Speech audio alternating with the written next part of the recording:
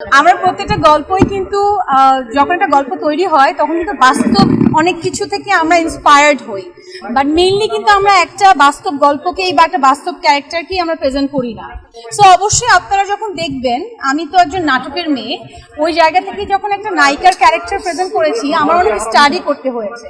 হ্যাঁ, সো ওই জায়গা থেকে স্টাডি করে একটা ক্যারেক্টার প্লে করেছি, বাট আপনারা যখন দেখবেন আপনারাই বুঝতে পারবেন যে আসলে এখানে কতটুকু মিল আসে কতটুকু নেই। বাট আমি বলবো পার্সোনালি কোনো নায়িকার সাথে আসলে এই গল্পের কোনো মিল নেই। সো আপনারা প্লিজ এই ভুল ভ্রান্তিতে থাকবেন না। আমার কাছে মনে হয় access of anything is poison.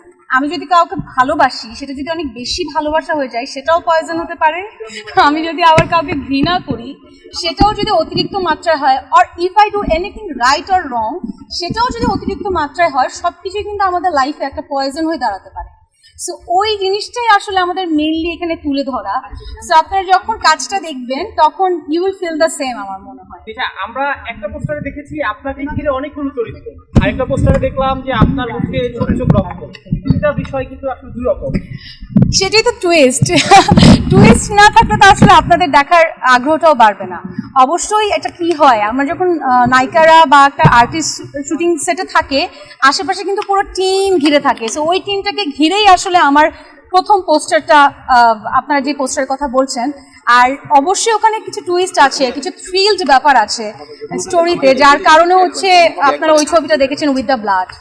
এই তো, সো আই থিঙ্ক দেখলে আপনারা আরো কাজটা ভালো মতো বুঝতে পারবেন। এই ঈদে আপনি আর কি কি উপহার দিচ্ছেন পয়জন ছাড়াও?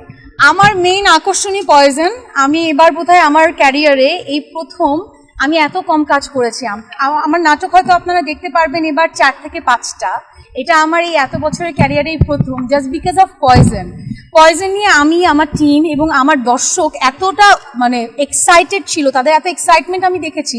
সো আমি আসলে পুরো দমে চেষ্টা করেছি পয়জনের সময় দেওয়ার। সো আজকে এখন তো প্রিমিয়ার চলছে, সো এরপরে তো বোঝা যাবে আসলে আমরা অনেক কাটাকাটি দেখলাম। এটা কি আসলে কোরবানি special? If you think like that, that's okay, আমার কোনো প্রবলেম নাই। But it's a good thing যে আমরা এরকম একটা কন্টেন্ট দিতে পেরেছি কোরবানির মধ্যে। ওকে, দিশা তো দেখতে খুব সুইট দর্শকদের কাছে, ভক্তদের কাছে, কিন্তু দিশাকে আমরা একটু এবার কি ভিন্নভাবেই পেলাম। অবশ্যই আমি আজকে লাইভে সকালে একটা কথা বলেছি যে এটা আমার ক্যারিয়ারের ওয়ান অফ দি না, আমার সবচেয়ে ডিফারেন্ট ওয়ার্ক, অ্যান্ড এটা খুব চ্যালেঞ্জিং একটা ওয়ার্ক। যে আমরা নর্মালি আমাকে খুব রোম্যান্টিকভাবে অনেক সুইট ওয়েতে আমাকে আসলে আমার দর্শক দেখেছে। সবসময় আমার দর্শকদেরকে আমি বলতে শিখেছি একটু ডিফারেন্ট ওয়েতে দেখতে চাই। আমার মনে হয় এর থেকে ডিফারেন্ট কিছু আমি জানি না দেখাতে পারবো কিনা, বাট আমি চেষ্টা করেছি। দীপ্ত প্লেতে এর আগে আপনার একটা কাজ গিয়েছে, এবার প্রয়োজন আসলে দীপ্ত প্লের সাথে জার্নিটা কেমন হচ্ছে? আমার দীপ্তর প্রথম যে ওয়েব ফিল্মটা সেটা আমি করেছিলাম সাহসিকা, সেটা দীপ্ত প্লের প্রথম ছিল। সো ওই জায়গা থেকে I feel so great, I feel so honour, thanks to Deepto যে আমার সাথে তাদের প্রথম যাত্রাটা শুরু হয়েছে। এবং আমার এখনো মনে হচ্ছে আমি দীপ্তর সাথে যখন বসি আমি তখন কয়েকটা গল্প নিয়ে কথা বলেছি। তো আমি বলেছিলাম যে সবাইকে বলেছিলাম, আপু ভাইয়া মারিয়াম আপুকে বলেছিলাম যে আমি না এই গল্পটা আগে করতে চাই সঞ্জয় দার, অ্যান্ড তারা আমাকে এত সুন্দর করে সাপোর্ট করেছে যার কারণে আজকে কিন্তু আমি এখানে দাঁড়িয়ে আছি আপনাদের সামনে একটা ভালো কাজ নিয়ে, একটা ডিফারেন্ট চ্যালেঞ্জিং কাজ নিয়ে। So of course thanks to my team, I think it's a surprise. কারণ দাদার সাথে একটা আর্টিস্ট এবং একজন ডিরেক্টরের অন স্ক্রিন কেমিস্ট্রিটা খুব দরকার। যে আমার ডিরেক্টর আমাকে এটা বোঝাচ্ছে যে এই ক্যারেক্টারে আমি তোমাকে এইভাবে দেখতে চাই। সো এটা বলার সাথে সাথে যখন আমি বুঝে যাই, that is the main thing. মানে দাদা যখন আমাকে বলে তিশা আমি তোমার এই ক্যারেক্টারটা এইভাবে চাই, সেটা সামহাও আমি বুঝে ফেলি। So this is call chemistry. So আমার কাছে মনে হয় দাদার সাথে আমার এত ভালো ভালো কাজ হয়েছে, অ্যান্ড দাদা আমাকে এত সুন্দর করে প্রেজেন্ট করেছে সঞ্জয় দা। সো ওয়াই নট আরো বড় কিছুতে আমরা একসাথে আপনাদের সামনে প্রেজেন্ট। মানে কি সিনেমার কোনো ইঙ্গিত আমরা পাচ্ছি কিনা? সেটা তো অবশ্যই আমি চাই। সিনেমা তো আসলে আমাদের আর্টিস্টদের বড় মাধ্যম, এবং এই মাধ্যমের উপরে কোনো বড় মাধ্যম নেই কিন্তু একজন আর্টিস্টের। সো আমি অবশ্যই চাই, সবচেয়ে বড় কথা আমি জানি আমার সাংবাদিক যে ভাইরা আছে তারাও অনেক বেশি করে চায় যে আমি সিনেমা করি।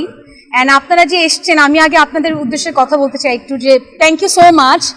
আমার ওয়েব ফিল্মের প্রিমিয়ার হচ্ছে আর আপনারা এতগুলো মানুষ এখানে এসছেন, মানে I feel so honour, I am feeling so respect.